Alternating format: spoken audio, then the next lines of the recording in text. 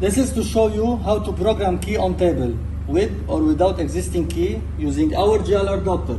Plug and play by selecting switch 3 for key emulation, switch 7 for key position. Connect the GLR CAN adapters, provide 12 volt power, plug the device.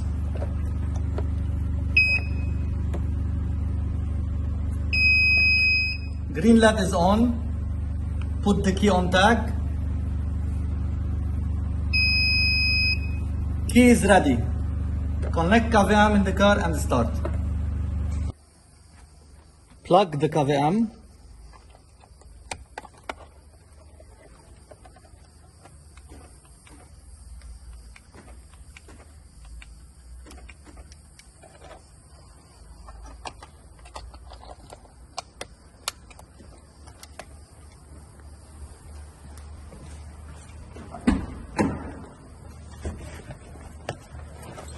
Start the car.